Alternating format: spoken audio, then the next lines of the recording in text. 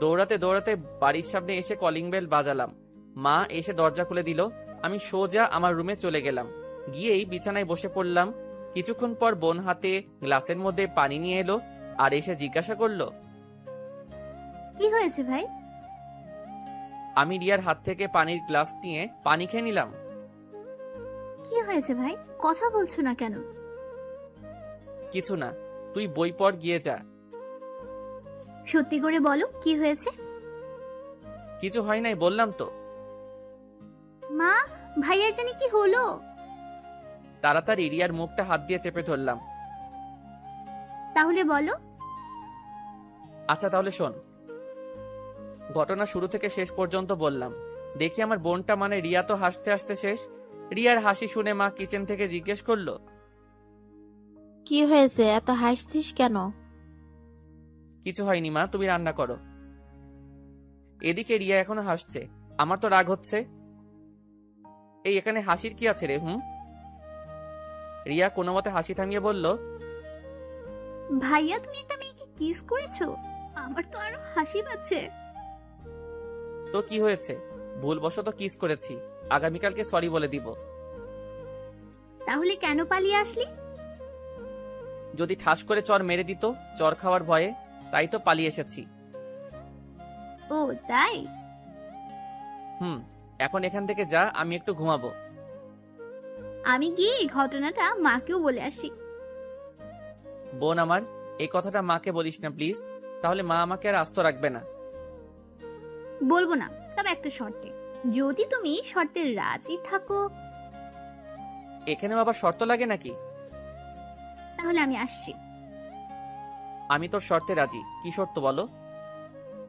College থেকে আসার সময় প্রতিদিন আমার জন্য চকলেট ফুচকা নিয়ে আসতে হবে। রাজি থাকলে বলো, না হলে আমি গেলাম। না না, আমি রাজি। ওকে, আর শর্তটা যেন মনে থাকে। যাক, হাফ ছেড়ে বাঁচলাম এই পিচিটার কাছ থেকে। ভাবছি আগামীকালকে মায়ার কাছ থেকে ক্ষমা চেয়ে নিব। আর অন্যদিকে মায়া আমার কিস করার পর থেকে শুধু আমার কথাই ভাবছে, চেষ্টা করছে। তখনই চোখের সামনে সৌরভের কিস করাটা ভেসে উঠছে। মায়া মনে মনে ভাবে আমি সৌরভকে ভালোবেসে ফেললাম নাকি একটা কিস করাইতে। এমনিতে সৌরভকে প্রথম দেখাতে আমার কেমন যেন লেগে যায়, মন শুধু তাকে দেখার জন্যই ছটফট করে। এদিকে আমি কখন যে ঘুমিয়ে পড়েছিলাম আমি নিজেও জানি না। রিয়ার ডাকে ঘুমটা ভেঙে গেল। ভাইয়া উঠে পড় ভাত খাওয়ার জন্য, আমরা কখন থেকে তোর জন্য অপেক্ষা করছি। কি সকাল হয়ে গেছে নাকি? মা, দেখে যাও তোমার ছেলে পাগল হয়ে গেছে। রিয়ার ডাক শুনে মা আমার রুমে এলো আর রিয়াকে জিজ্ঞেস করলো, কি হয়েছে, এত চিল্লাচ্ছিস কেন? তোমার ছেলে জিজ্ঞেস করছে সকাল হয়ে গেছে নাকি। তখনও আমি ঘুমিয়েই আছি। তার ঘুম আমি ছুটাচ্ছি। মা রেগে আমার রুম থেকে বেরিয়ে গেল। কিছুক্ষণ পরে শরীরে পানি অনুভব করলাম। ঘুম থেকে উঠে দেখি সত্যি আমার গায়ে পানি। ভাবছি ছাদটা ফুটো হয়ে গেল নাকি। তাড়াতাড়ি করে ছাদটার দিকে তাকিয়ে দেখলাম, না, ছাদটা তো ঠিকই আছে। তাহলে পানি কোথা থেকে এলো? ভুতুরে কারবার না তো? কারো হাসির শব্দ শুনে সাইডে তাকিয়ে দেখলাম রিয়া মানে বোন মুখ চেপে হাসছে। তার পাশেই মা বালতি হাতে রাগী চেহারায় দাঁড়িয়ে আছে। আবহাওয়া খারাপ দেখে আমি বিছানা থেকে তাড়াতাড়ি ওয়াশরুমে গেলাম। গিয়ে ফ্রেশ হয়ে ড্রেস চেঞ্জ করে খাবার টেবিলে গেলাম। খাবার খেয়ে রুমে এসে ফোনে একটু গেম খেলে তারপর আবার ঘুমিয়ে গেলাম। সকালে মায়ের ডাকে ঘুম ভাঙলো।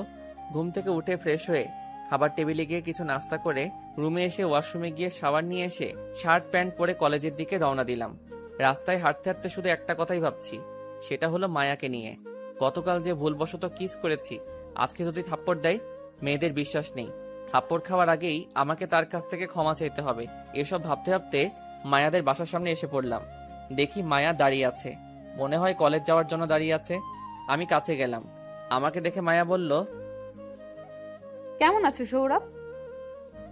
আমি তো মায়ার কথা শুনে অবাক, কারণ যাকে গতকাল কিস করলাম আজকে তার আমাকে থাপ্পড় মারা বা গালিগালাজ করার কথা, সেই নাকি উল্টো আমাকে জিজ্ঞেস করছে কেমন আছো। এই তো ভালোই, তুই? ভালো। ও, কারোর জন্য অপেক্ষা করছিলে নাকি? আমি তো তোর জন্যই অপেক্ষা করছিলাম, কলেজ যাব। ও, দেখি মেয়েটা স্বাভাবিকভাবেই কথা বলছে। গতকালের ঘটনা মনে হয় মনে নাই। কোথায় হারিয়ে গেলি? না, কোথাও না। তাহলে চলো, লেট হয়ে যাচ্ছে। চলো।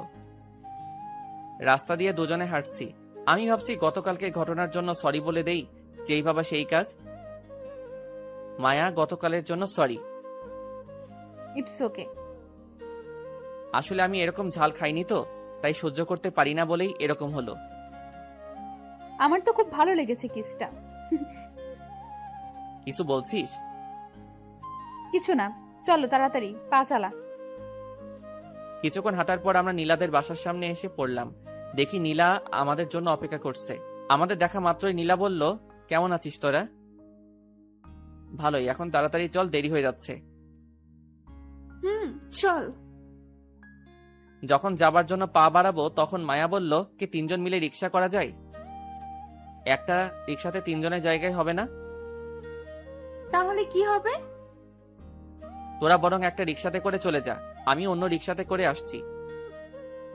না না, এসব হবে না, একটা রিক্সাতেই যেতে হবে। তাহলে কিভাবে বসবো?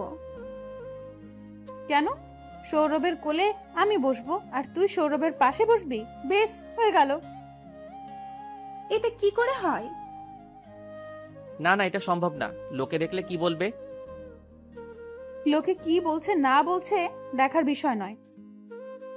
তাহলে এক কাজ কর, তোরা একটা রিক্সাতে করে যা, আমি অন্য রিক্সাতে যাই। ওকে। নীলা একটা রিক্সা ডেকে রিক্সা করে চলে গেল। এদিকে আমি জীবনেও কোনো মেয়ের সাথে রিক্সাতে উঠিনি, তাই কেমন যেন লাগছে। মায়া রিক্সা ডেকে নিয়ে এসে বলল, উঠে পড়ো। আমি কিছু বললাম না, রিক্সাতে উঠে বসলাম। রিক্সা রিক্সার মতো করে চলছে। অবশেষে পৌঁছালাম কলেজের সামনে। রিক্সা থেকে যখন নামতে যাব তখন সামনে তাকিয়ে দেখলাম দিয়া। আপনারা ভাবছেন দিয়া আবার কে? আসলে দিয়া নাকি আমাকে ভালোবাসে। অনেকবার বুঝিয়েছি আমি তাকে ভালোবাসি না, তাও এই মেয়ে আমার পিছু ছাড়ছে না। রাগী লুক নিয়ে আমার দিকে তাকিয়ে আছে। আমি রিক্সা থেকে নেমে রিক্সার ভাড়া মিটিয়ে কলেজের ভিতরে যাওয়ার জন্য পা বাড়াবো, তখন দিয়া আমার সামনে এসে দাঁড়ালো। তুমি সামনে দাঁড়িয়ে আছো কেন? I love you Sourav. তোমাকে কতবার বলবো আমি তোমাকে ভালোবাসি না? কেন? নাকি ওই মেয়েটার জন্য? দিয়া, বোঝার চেষ্টা করো, আমি তোমাকে ভালোবাসতে পারবো না। আর তাছাড়াও এখন এসব তোমার আবেগ, আর যখন তোর আবেগ কেটে যাবে ঠিক তখনই তুমি বুঝতে পারবে। আর এখন ভালো মতো পড়াশোনা করো, ওকে?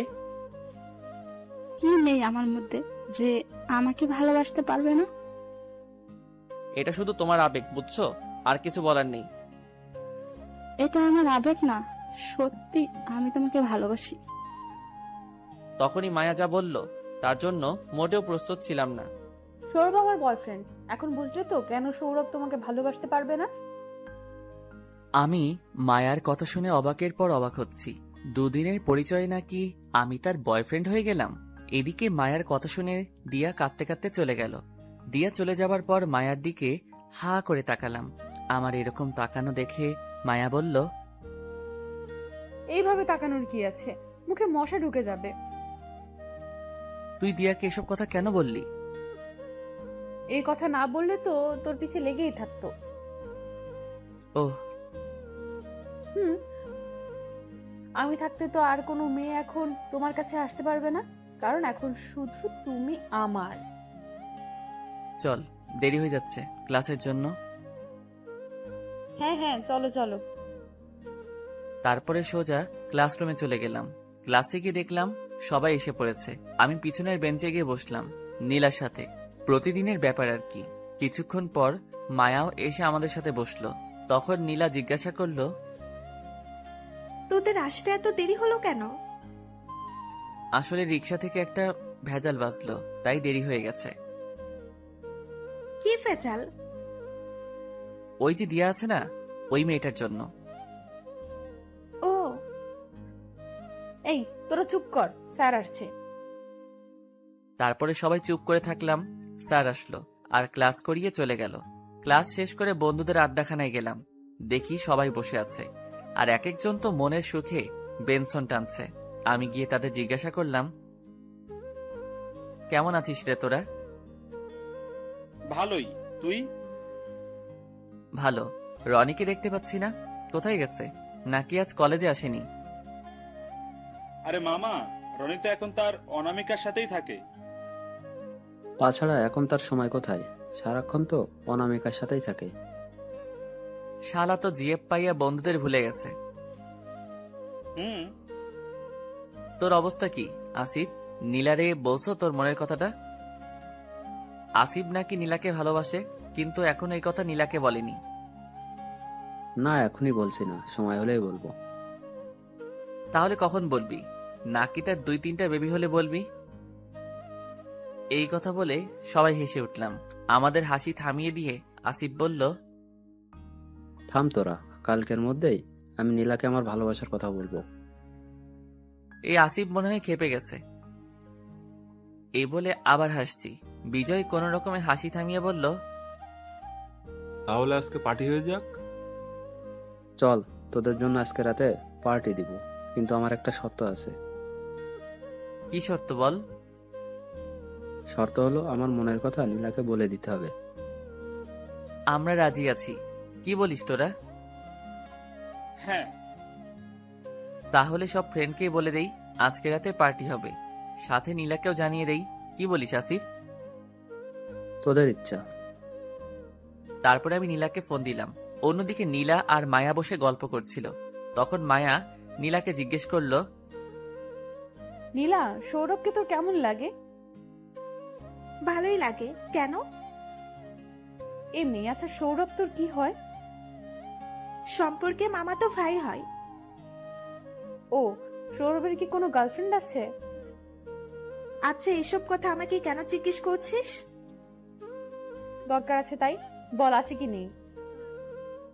নাই। আর তুই এসব জেনে কি করবি? কেন, তোর ভাইয়ের সাথে প্রেম করব? নীলা তো অবাক মায়ার এরকম কথা শুনে। আই, তুই এসব কি বলছিস? তোর মাথা ঠিক আছে নাকি পাগল টাগল হয়ে গেছিস? হ্যাঁ, তোর ভাইয়ের জন্য পাগল হয়ে গেছি। পাগল হইতাম না অবশ্য, তোর ভাইয়ের কারণেই তোর জন্য পাগল হয়ে গেছি। কি করেছে সৌরভ? আমাকে সে... মায়ার কথাগুলো বলার আগেই আমার ফোন রিসিভ করে নীলা বলল, কোথায় তুই? আশিকদের সাথে আছি। আর শোন, যে কারণে ফোন দিয়েছি, আজকে রাতে আসিফ নাকি পার্টি দিবে কোথায়? আমাদের ক্লাবে। তোরা চলে আসিস। ঠিক আছে। বাই। আজকে তোরা চলে যাস, আমার জন্য অপেক্ষা করতে হবে না। হুম। ফোন রেখে দিয়ে নীলা মায়ার দিকে তাকালো। মায়া নীলাকে তার দিকে এভাবে তাকিয়ে থাকতে দেখে জিজ্ঞেস করলো, কি ব্যাপার, তাকিয়ে আছিস কেন? আর কে ফোন করেছিল?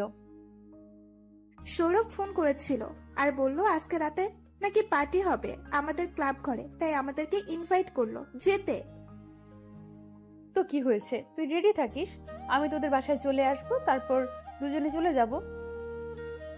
ওকে, এখন চল বাসায় যাই। সৌরভ যাবে না? তার জন্য অপেক্ষা করতে মানা করেছে। আর তুই তার কথা ভাবছিস কেন?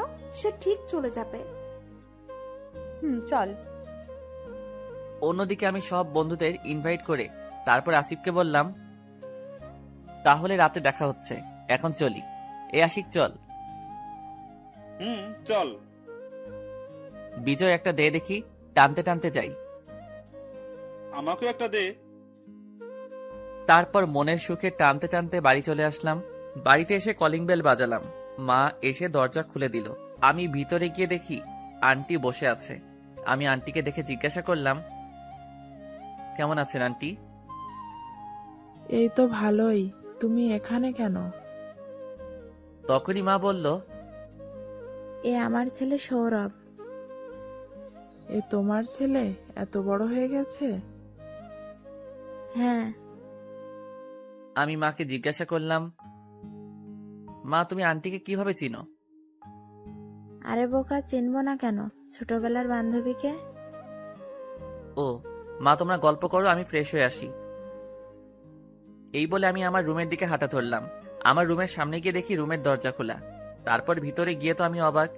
ভিতরে গিয়ে দেখি মায়া আমার বিছানায় শুয়ে শুয়ে গল্পের বই পড়ছে। আমি আচমকা ঘরে ঢুকাতে মায়া ঘাবড়ে গিয়ে দরজার দিকে দেখে আর আমাকে দেখতে পায়।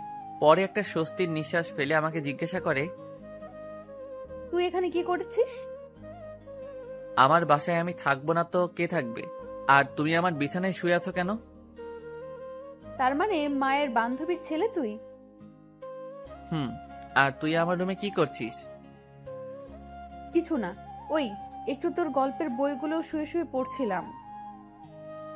ও, তা কখন আসলি তোরা আমাদের বাসায়? এই তো একটু আগে। তোর রুমটা তো খুব সুন্দর করে গুছিয়ে রেখেছিস দেখছি। হুম, এসব দিয়া আর মায়ের কাজ। প্রতিদিন রুমটাকে গুছিয়ে দেই। ও, আর এই দিয়াকে? আরে দিয়া আমার বোন। তা দিয়াকে দেখছি না তো। মনে হয় বাইরে গেছে। ও, তুই থাক, আমি একটু গোসল করে আসি। এই বলে আমি বাথরুমে গেলাম। শাওয়ার নিয়ে যখন কাপড় চেঞ্জ করব তখন মনে পড়লো আমি তো বাথরুমে আসার সময় কোনো কাপড় নিয়ে আসিনি। এখন কি হবে? কোনো উপায় না পেয়ে মায়াকে ডাক দিলাম। মনে হয় রুমেই আসিল, তাই আমার ডাকে সাড়া দিল আর জিজ্ঞাসা করলো, কি হয়েছে, ডাকছিস কেন? বাথরুমের ভিতর থেকে আমি কাপড় আনতে ভুলে গেছি, একটু টাওয়েলটা দিয়ে যা। কোথায় রেখেছিস টাওয়ালটা? আলমারিতে হবে। ওকে। অনেকক্ষণ হয়ে গেল তাও টাওয়েলটা দিচ্ছে না, তাই আবার ডাক দিলাম। বাইরে থেকে মায়া বলল, দরজা বন্ধ, তাহলে কিভাবে দেব? আমি দরজাটা একটুখানি খুলে হাত বাড়িয়ে বললাম, আমার হাতে টাওয়েলটা দিয়ে দে। দেব, তবে একটা শাস্তি তোকে পেতে হবে। কিসের শাস্তি? আর আমি তো কোনো চুরি ডাকাতি করেছি নাকি যে শাস্তি পেতে হবে? কি জন্য শাস্তি মানে? সেদিন আমাকে কিস করার শাস্তি। তার জন্য তো আমি তোর কাছে ক্ষমা চাইছি, তাহলে আবার শাস্তি কেন? আমার ইচ্ছা। ঠিক আছে, যা শাস্তি দিবি মেনে নিব। এখন দয়া করে টাওয়েলটা দে। এই কথা বলাতে মায়া আমার হাতে টাওয়েলটা দিয়ে বলল, টাওয়েলটা নিয়ে মাথা শরীরের পানি মুছে টাওয়েলটা কোমরে পেঁচিয়ে বের হলাম। বের হয়ে দেখি মায়া রুমে নেই, তাই তাড়াতাড়ি রুমের দরজা বন্ধ করে আলমারি থেকে শার্ট প্যান্ট বের করে পরে নিলাম। তারপর একটু চিরুনি দিয়ে চুল আঁচড়াচ্ছি, তখন দরজায় টোকা দিল। আমি জিজ্ঞেস করলাম, কে? আমি মায়া। একটু দাঁড়া, দরজাটা খুলছি। আমি দরজাটা খুলে দিয়ে বিছানায় এসে বসে হাতে ফোনটা নিয়ে একটু ফেসবুকে ঢুকলাম। একটু ফেসবুকিং করছি, তখন মায়া এসে আমার পাশে বসলো আর বলল, শাস্তির কথা ভুলে গেছিস? ও, আমি তো ভুলেই গেছিলাম। কি শাস্তি? শাস্তিটা হলো আমাকে আবারও একবার কিস করতে হবে। এসব কি বলছিস? আর দরজা বন্ধ করলি কেন? এই মেয়ে বলে কি ভুল করে সেদিন কিস করেছিলাম, এখন নাকি কিস করার শাস্তি কিস করতে হবে। দরজা বন্ধ করছি যেন তোর কিস করাটা কেউ দেখতে না পায়, তাই দরজা বন্ধ করেছি। মেয়েটার বুদ্ধি আছে। ও, আর সেদিন ভুলবশত কিস করেছিলাম বলে তার শাস্তি আর একটা কিস। অন্য কোনো শাস্তি দে, আমি তোকে কিস করতে পারবো না। না পারলে কিছু করার নেই। আমি আন্টিকে, মানে আমার মাকে গিয়ে বলছি তুই আমাকে সেদিন কিস করেছিস। কথাটা বলেই মায়া দরজার দিকে যাচ্ছিল। আমি তার হাতটা ধরে বললাম, আমি রাজি আছি, তবু মাকে কিছু বলিস না। আমার কথা শুনে মায়া দাঁড়িয়ে পড়ল, তারপর আমার কাছে এসে বসে বলল, তাহলে এখন কিস করো। আমার লজ্জা লাগে। কথা বলার আগেই মায়া তার হাত দিয়ে মাথাটা টান দিয়ে নিয়ে আমার ঠোঁট জোড়া তার দখলে নিয়ে নিল, আর এমন কিস করছে যেন অনেক দিন ধরে খেতে পাইনি। এদিকে আমারও অবস্থা খারাপ তার এরকম কিস করাতে, তাই আমি তার কিসের রেসপন্স দিতে লাগলাম। এভাবে কতক্ষণ ছিলাম জানি না। আমার তো ঠোঁট ফেটে যাওয়ার মতো অবস্থা, তবুও ছাড়ার নামই নেই। তাই বাধ্য হয়ে আমি মায়ার থেকে নিজেকে ছাড়িয়ে নিলাম আর দুজনে হাঁপাতে থাকলাম। আমি উঠে সোজা ওয়াশরুমে গেলাম, মুখটা ধুয়ে তারপর বের হলাম। বের হয়ে দেখি মায়া তার চুল ঠিক করছে। আমি বললাম, এভাবে কেউ কিস করে? আর একটু হলেই তো দম বন্ধ হয়ে মারা যেতাম। মরার কথা শুনে মায়া আমাকে একটা টান দিয়ে বিছানায় ফেলে দিয়ে আমার উপরে চড়ে বসে বলল, একদম মরার কথা বলবে না, বুঝেছিস? আমি মায়ার এরকম আচরণ দেখে অবাকের পর অবাক হচ্ছি। কি হচ্ছে আমার সাথে এসব? তুই এরকম করছিস কেন? তুই কি পাগল হয়ে গেছিস? কেন তুই বুঝিস না কেন আমি এরকম করি? না, কেন এরকম করছিস? কারণ আমি তোকে ভালোবেসে ফেলেছি। এই বলে লজ্জায় আমার বুকে মুখ লুকালো। আমি তাকে বুক থেকে উঠিয়ে বললাম, আমার বিশ্বাস হচ্ছে না। আর কবে থেকে তুই আমাকে ভালোবাসিস? সেই প্রথম দেখার থেকেই তোমাকে আমার মনে ধরেছে। আর সেদিন তুমি ওই ফুচকার দোকানে কিস করেছিলে, সেই কিসের জন্য আমি রাতে ঘুমাতে পারিনি। চোখ দুটো বন্ধ করলেই তোমার ওই কিসটা ভেসে উঠতো। জানি না, মন শুধু তোমাকেই খুঁজে সারাক্ষণ।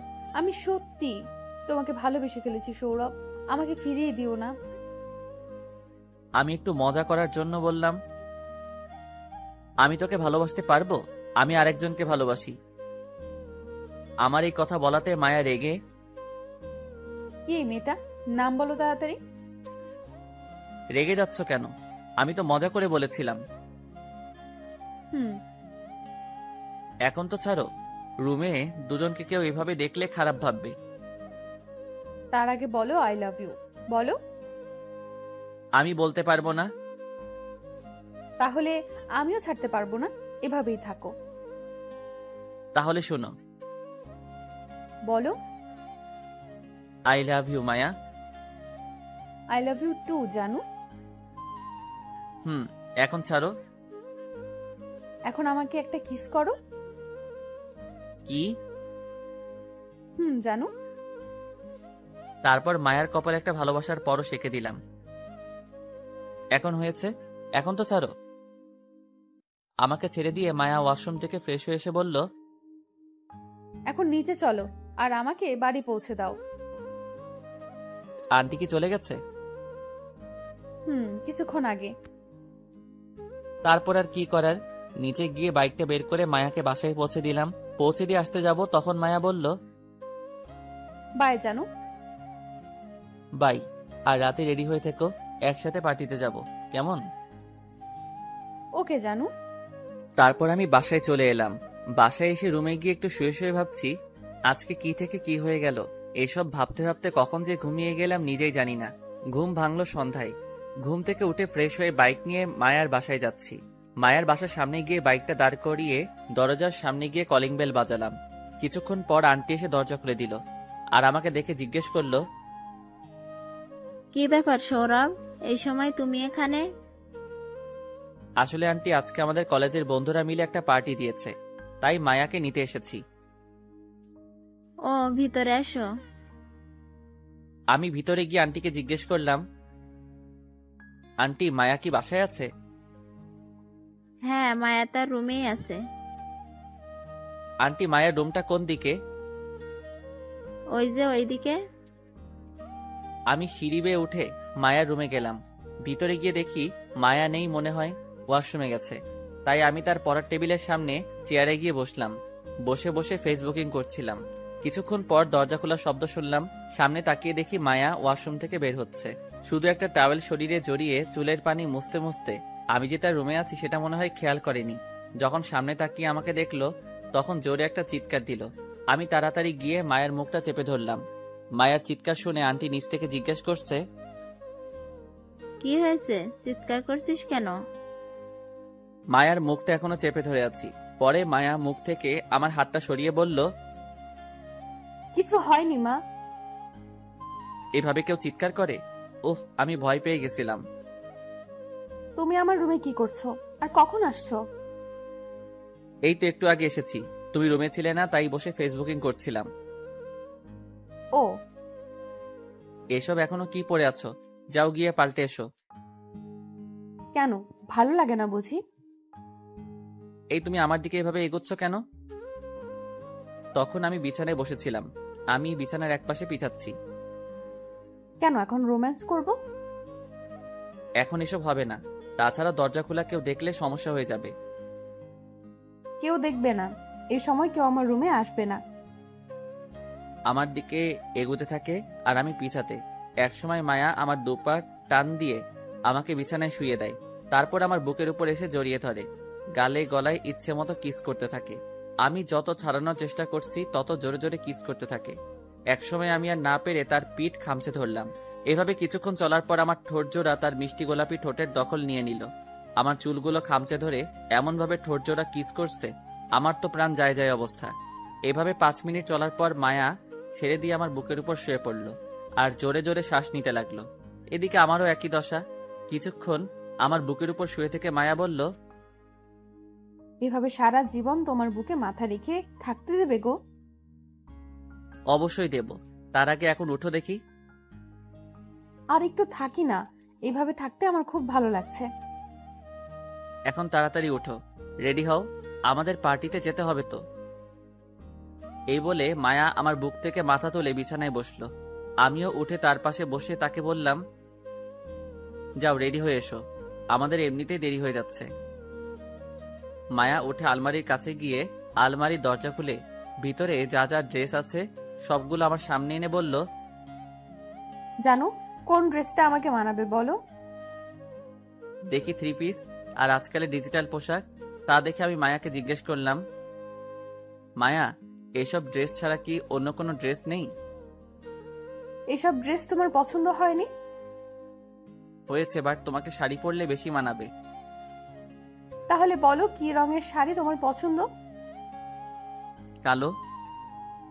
কিন্তু আমি তো শাড়ি পরতে পারি না। ও, তুমি পরিয়ে দাও না গো। আমি? তা না তো কি? ওকে, শাড়িটা দাও। তারপর মায়া আলমারি থেকে একটা নতুন কালো রঙের শাড়ি বের করে দিল। আমি আর কিছু না বলে তাড়াতাড়ি শাড়ি কচিটা গুজে দিলাম। কচিটা গুজে দেওয়ার সময় আমার হাতটা তার পেটে লেগে যায় আর মায়া একটু শিহরিত অনুভব করে। তারপর আমি মায়াকে বলি, শাড়ি পরানো শেষ, এখন চলো।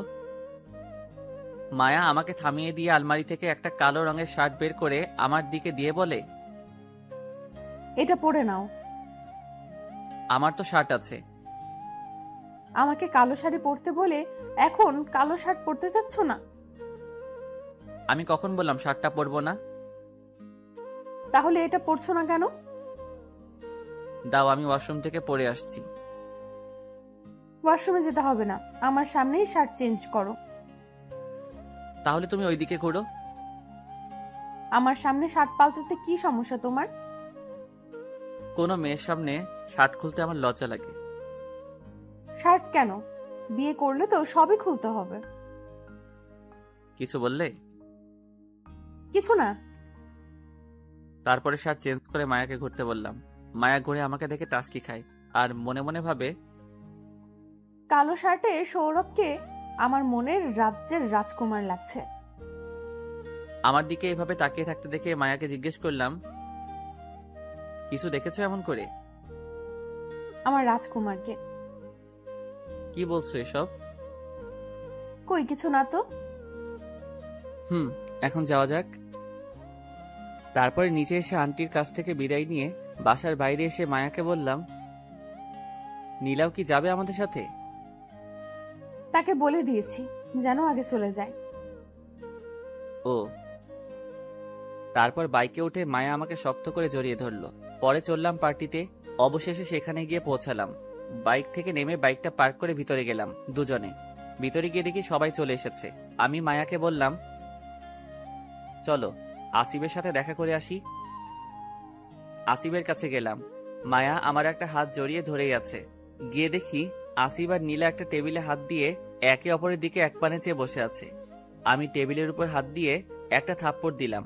টেবিলে থাপ্পড় দেয়া দেখে আসিফ আর নীলা চমকে উঠল। আসিফ এদিক ওদিক তাকিয়ে আমাকে দেখে জিজ্ঞেস করলো, কিরে, তোরা কখন আসলি? এই তো কিছুক্ষণ আগে। তোরা কি এখানে বসে প্রেম করছিলে নাকি? না, তেমন কিছু না। আর এদিকে নীলাও দেখে আমার কথা শুনে লজ্জা পেয়েছে। তাই আমি আসিফের কানে কানে বললাম, মামা, আজকে সুযোগ নীলাকে প্রপোজ করার। এখানে? এখানে নয়তো বাড়িতে।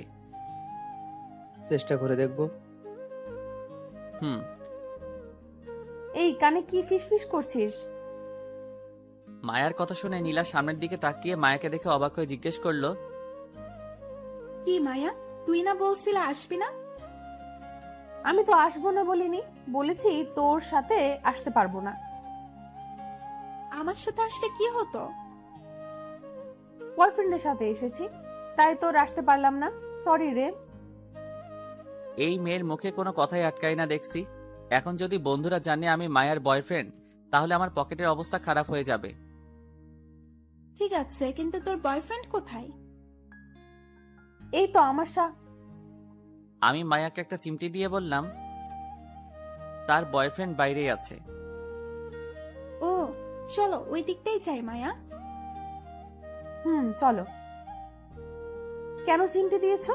এর সুদ কিন্তু তোমাকে দিতে হবে।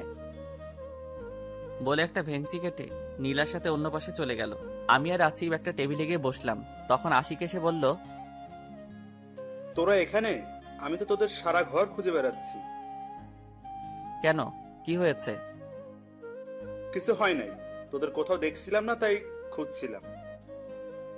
ও, সবাই চলে এসেছে, এখন পার্টি শুরু করা যাক। চলো। তারপর পার্টি রুমে গেলাম, গিয়ে বললাম, বন্ধুরা সবাই শোনো, আজকের পার্টি দিয়েছে আমাদের আসিফ। আমরা তাকে ধন্যবাদ দিয়ে একটা জোরে হাতের তালি দেই। তারপর সবাই মিলে আসিফকে ধন্যবাদ দিয়ে জিজ্ঞাসা করলাম, আসিফ তুই কি কারণে আজকে আমাদের জন্য পার্টি দিয়েছিস? আমি এই পার্টি রেখেছি কারণ আমি একজনকে খুব ভালোবাসি। এই পার্টিতে তাকে প্রপোজ করব বলে এই পার্টি রেখেছি। কে আপনার ভালোবাসার মানুষ? আছে, আমি এখন তাকে ডাকবো। তারপর আসিফ নীলাকে সবার সামনে ডেকে প্রপোজ করলো। নীলাও আসিফের প্রপোজ অ্যাকসেপ্ট করে নিল। সবাই এসে আসিফ আর নীলাকে শুভকামনা জানালো। পরে আমি সবার উদ্দেশ্য করে বললাম, এখন সবাই এনজয় করতে পারেন, লেটস দ্য মিউজিক। যে যার মতো করে ড্রিঙ্ক করে গানে তালে তালে নাচছে। আমি একা বসে বসে ড্রিঙ্ক করছিলাম। হঠাৎ চোখ যায় ভিড়ের মধ্যে, মায়া অন্য একটা ছেলের সাথে কাপল ড্যান্স করছে। আমার কেমন যেন লাগতে শুরু করলো। মায়াকে অন্য ছেলের সাথে দেখে আমি আরো বেশি বেশি করে ড্রিঙ্ক করতে লাগলাম। তখন একটা মেয়ে এসে আমাকে বলল, সবাই ড্যান্স করছে, কিন্তু আপনি এখানে একা বসে এত ড্রিঙ্ক করছেন কেন? এমনি। চলে না আমার সাথে ড্যান্স করতে? আমিও কেন জানি মেয়েটার কথা ফেলতে পারলাম না। মেয়েটা আমার হাত ধরে নিয়ে গেল, আমার সাথে ড্যান্স করতে শুরু করলো। কিছুক্ষণ এভাবে ড্যান্স করার পর কে যেন পিছন থেকে আমার শার্ট ধরে টানতে টানতে বাইরে নিয়ে এলো। আমি ঘুরে দেখে অবাক, কেউ না, এটা মায়া। রাগী চোখে আমার দিকে তাকিয়ে আছে। তাই আমি বললাম, আমাকে এখানে নিয়ে এলে কেন? অন্য মেয়ের সাথে খুব ড্যান্স করতে ভালো লাগে। তুমিও তো অন্য ছেলের সাথে ড্যান্স করেছো, আমি কি তোমাকে কিছু বলেছি? তাই বলে তুমি অন্য মেয়ের সাথে গায়ে পড়ে ড্যান্স করবে? আমি অন্য কারোর সাথে ড্যান্স করলে দোষ, আর তুমি করলে দোষ না। আমি তো জাস্ট ফ্রেন্ড বলে তার ডান্স করেছি। ফ্রেন্ড না অন্য কিছু? Just friend. আর তুমি কি খেয়েছো? উল্টাপাল্টা বলেছো। আমি যেই খাই না বিষ খাই, তাতে কার কি যায় আসে? আমার যায় আসে। আর তুমি আমাকে বিশ্বাস করছো না কেন? আমি তো শুধু তোমাকেই ভালোবাসি, আর কাউকে না। কিভাবে বিশ্বাস করব? যে করেই হোক। তাহলে আমার নাম তোমার হাতে লিখতে পারবে? পারবো। আমার নামও কিন্তু তোমার হাতে লিখতে হবে, যেন মুছে না যায়। ঠিক আছে, এখন বাড়িতে চলো। তারপর আমি মায়াকে ধরে বাইকের কাছে নিয়ে গেলাম।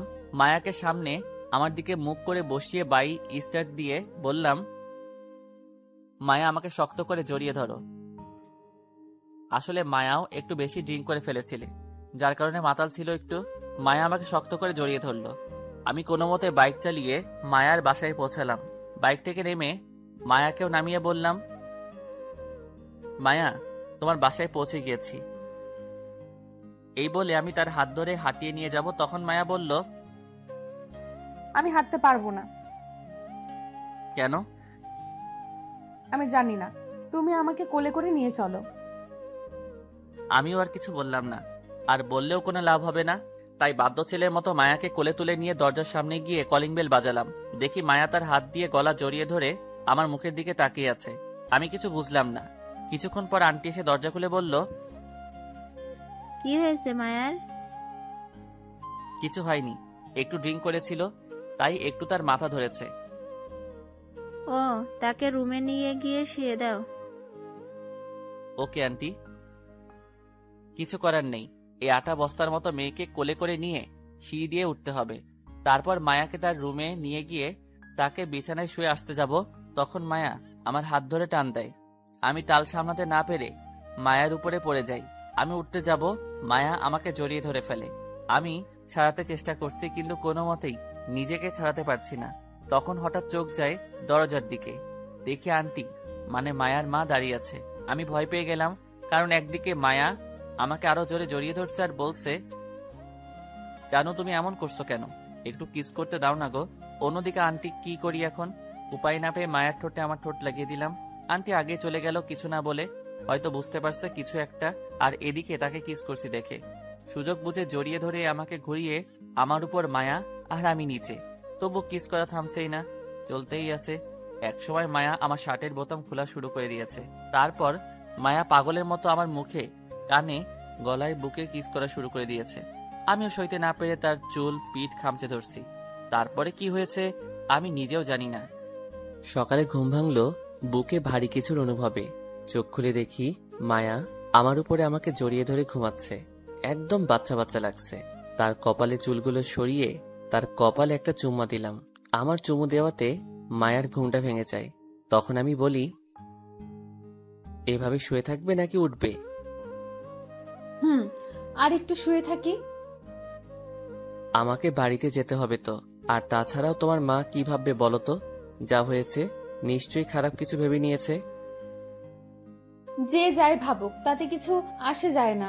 তুমি শুয়ে থাকো। তুমি কেন বুঝছো না? 8টা বেজে গেছে, তাড়াতাড়ি ওঠো।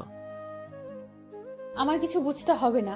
আর 8টা 9টা বাজুক, তুমি চুপচাপ শুয়ে থাকো। আর বেশি কথা বললে ভালো হবে না। তুমি শুয়ে থাকো, আমি যাচ্ছি। তাকে ছাড়িয়ে যখন গা থেকে চাদরটা সরাই, দেখি আমার শরীরে কিছু নেই।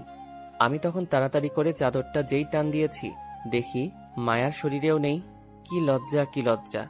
আমি চোখ বন্ধ করে চাদরটা তার দিকে দিয়ে বললাম, নাও চাদরটা গায়ে দাও। চাদরটা না নিয়ে উল্টো আমাকে টান দিল। আমি আবার বিছানায় গিয়ে পড়লাম। আমি বিছানায় গিয়ে পড়তেই মায়া আমাকে আবার জড়িয়ে ধরল। এক হাত দিয়ে চাদরটা আবার গায়ে জড়িয়ে দিল। আমি এখনো চোখ বন্ধ করে আছি। তা দেখে মায়া বলল, কি ব্যাপার, চোখ বন্ধ করে আছো কেন? আমার শার্ট প্যান্ট কোথায়? আর তোমার শরীরে কিছু নেই কেন? কেন, শার্ট প্যান্ট দিয়ে তুমি কি করবে? আমার শার্ট প্যান্ট কোথায় আগে বলো। আর তুমি এত নির্লজ্জ মেয়ে, আগে জানতাম না। আছে। আর এখানে নির্লজ্জের কি আছে? আমি আর তুমিই তো আছি, কেউ নেই তো। তুমি এমন করছো কেন? আর বলো, আমার প্যান্ট কোথায়? চোখ বন্ধ করে দেখাতে পারছি না। তোমাকে কে চোখ বন্ধ করে থাকতে বলেছে? চোখ খুলো। আমি আর চোখ বন্ধ করে না থাকতে পেরে চোখ খুললাম আর বললাম, আমার শার্ট প্যান্ট কোথায়? আর আমার সাথে কি করেছো? সবাই যা করে। তুমি তো দেখছি বিয়ের আগেই আমার সবকিছু নিয়ে নিলে, এখন তো ছাড়ো। বিয়ের পরও হবে, তার আগে এখন আরেকবার হয়ে যাক। এখন আর এসব হবে না। বলার আগেই মায়া তার গোলাপি ঠোঁট আমার ঠোঁটে মিশিয়ে দিল আর জোরে জোরে তার ঠোঁট আমার ঠোঁটে চেপে এলোপাতাড়ি কিস করতে লাগলো। আমি কিছু করতে না পেরে তার কিসের রেসপন্স দিতে লাগলাম। এভাবে প্রায় 15-20 মিনিট চলার পর মায়া ছেড়ে আমার বুকে মাথা রেখে জোরে জোরে হাঁপাতে লাগলো আর তার হাঁপানোর গরম শ্বাস আমার বুকে এসে লাগলো। আমি তাকে জড়িয়ে ধরে বললাম, এখন তো হয়েছে, এখন ছাড়ো। আর একটু শুয়ে থাকি না। অনেক হয়েছে। যাও, তুমি আগে ওয়াশরুম থেকে ফ্রেশ হয়ে এসো। আমি তাড়াতাড়ি উঠে মেঝেতে পড়ে থাকা শার্ট প্যান্টটা তুলে ওয়াশরুমে চলে গেলাম। আমার কাণ্ড দেখে মায়া মুখ চেপে হাসছে। তাড়াতাড়ি করে ওয়াশরুম থেকে ফ্রেশ হয়ে শার্ট প্যান্ট পরে বের হলাম। বের হয়ে এসে মায়াকে বললাম, যাও গিয়ে ফ্রেশ হয়ে আসো। এই বলে চাদরটা সরিয়ে উঠতে যাবে, তখন আমি বললাম, এই তুমি একদম চাদরটা সরাবে না। কেন? বলতে পারবো না। তুমি চাদরটা গায়ে পেঁচিয়ে উঠে ওয়াশরুমে যাও। আমি তো এভাবেই যেতে পারবো। তাহলে তুমি এইভাবে থাকো, আমি চললাম।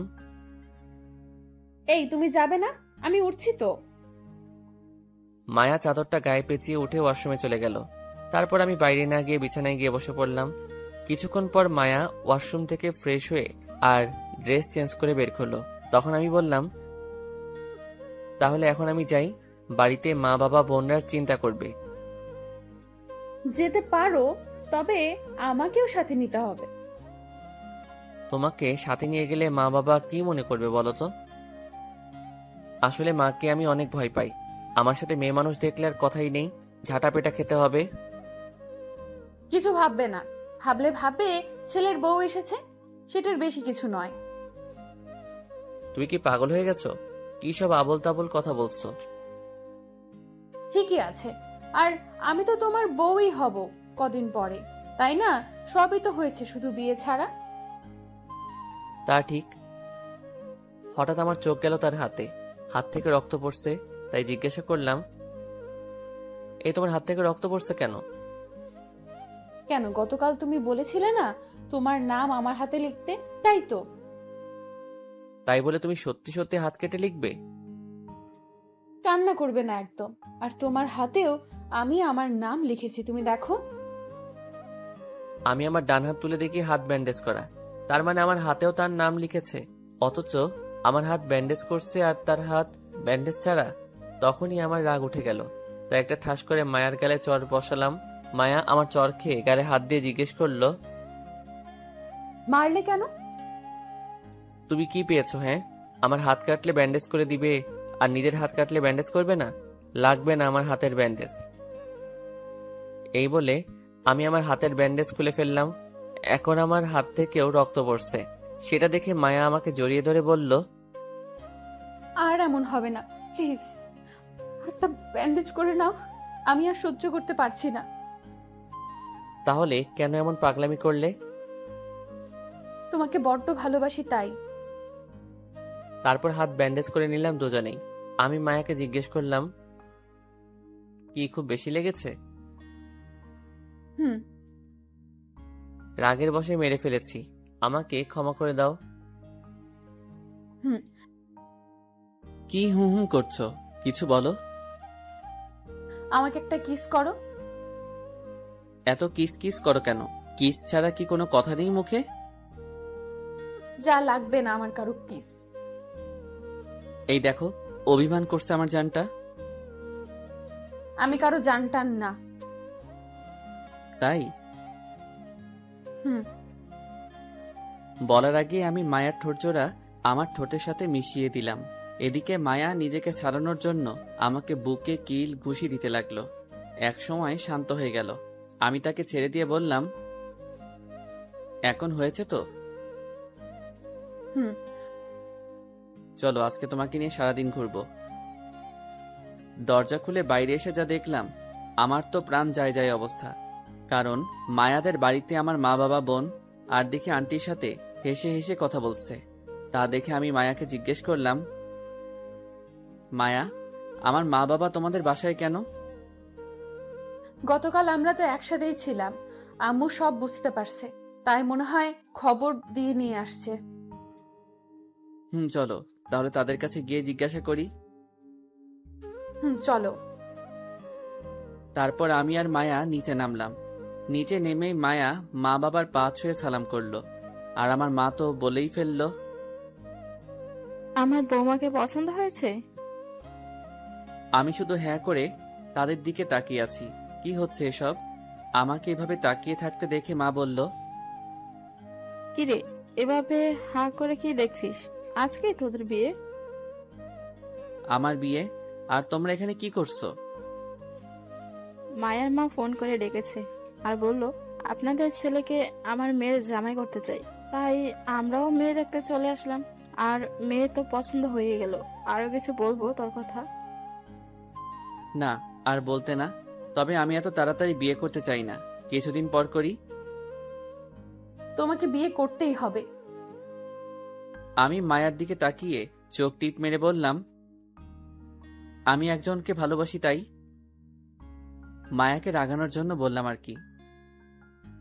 তুমি কাউকে ভালোবাসতে পারো না আমাকে ছাড়া। এটা বলেই মায়া আমার শার্টের কলার ধরে তার রুমে নিয়ে আসতে লাগলো।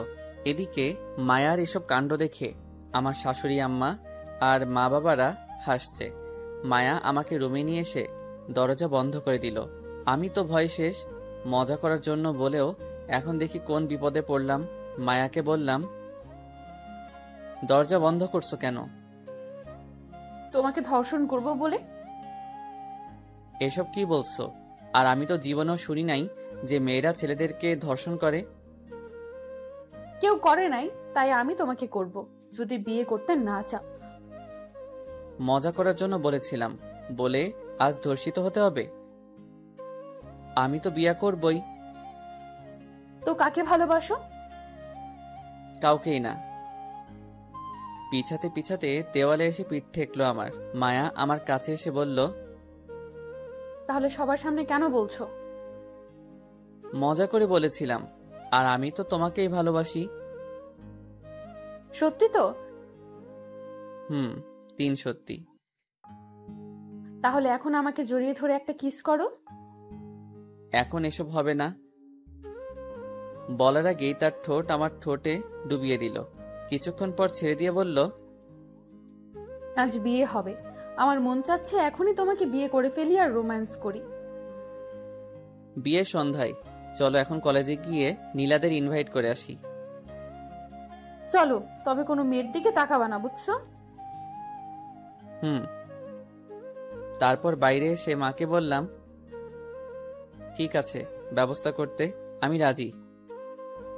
তখন আম্মু বলল, এই নে, বৌমাকে নিয়ে শপিং করে আয়। মার কাছ থেকে টাকাটা নিয়ে কলেজে গেলাম বাইকে করে, সাথে মায়াও আছে। কলেজে পৌঁছে বন্ধুদের আড্ডাখানায় গেলাম। গিয়ে দেখি সবাই বসে আছে। আমাকে আর মায়াকে একসাথে দেখে নীলা জিজ্ঞাসা করলো, কিরে, শেষমেশ আমার ভাইটাকে পটিয়ে ফেললি? তো কি করব? বন্ধুরা, আজ আমার আর মায়ার বিয়ে। সবাই আসবে কিন্তু সন্ধ্যায়। কি, তুই বিয়ে করে ফেলতেছিস? ও, তাহলে আমাদেরকে কোনো রেস্টুরেন্টে গিয়ে ট্রিট দিতে হবে। কি বলিস তোরা? চলো। তারপর তাদেরকে ট্রিট দিয়ে মায়াকে সাথে নিয়ে চলে আসলাম শপিং মলে। মায়ার জন্য কিছু শপিং করে মায়াকে তার বাসায় নামিয়ে দিয়ে বাসায় চলে আসলাম। সন্ধ্যায় আমার আর মায়ার বিয়ে। আত্মীয় স্বজন, মেহমান আরো অনেকে এসে গেছে শুনে। কিছুক্ষণ পর বাবা এসে কোট শোট দিয়ে বলল, রেডি হয়ে নে, কাজে চলে এসেছে। আমিও আর কিছু বললাম না, রেডি হয়ে নিলাম।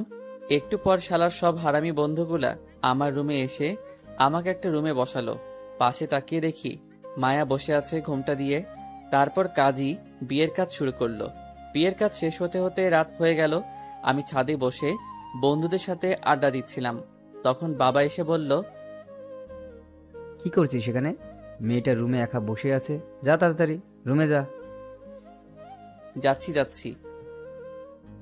তারপর আমি গুটি গুটি পায়ে রুমের দরজা খুলে ভিতরে গিয়ে দরজা বন্ধ করে দিলাম। বিছানায় তাকিয়ে দেখি বিছানাটা সুন্দর করে সাজিয়েছে নানান ফুল দিয়ে, আর বিছানায় বসে আছে এক সুন্দরী। আমি বিছানার কাছে গিয়েই বিছানায় বসে ঘোমটাটা তুলে বললাম, বাহ, আজ খুব সুন্দরী লাগছে আমার মেয়েকে, থুক্কু বউকে। আগে সুন্দর ছিলাম না বুঝি? ছিলে, তবে আজকে একটু বেশি সুন্দরী লাগছে। তাই? গো। এই শুনুন না, আমার একটা কথা রাখবে? বলো। আমার না 2টা কিউট বেবি লাগবে। তাই? তাহলে বেবি আনার কাজটা শুরু করি। যা, এভাবে বলছো, আমার লজ্জা লাগে না বুঝি? কিসের লজ্জা? এখানে তো তুমি আর আমি ছাড়া কেউ নেই। ওই যে তোমার পাঠক ভাইয়েরা। ও, তাদের জন্য লজ্জা পাচ্ছ? এই পাঠক ভাইরা এখন চলে যান, আমার বউ লজ্জা পাচ্ছে। আপনারাও বিয়ে করে নিয়েন, কেমন? এই পাঠকটা চলে গেছে, এখন শুরু করি। আগে লাইটটা অফ করো। তারপর লাইটটা অফ করে এক ভালোবাসায় ডুবে গেলাম আমরা। প্রিয় পাঠক ভাইরা, দোয়া করবেন আমরা যেন সুখে শান্তিতে জীবনযাপন করতে পারি।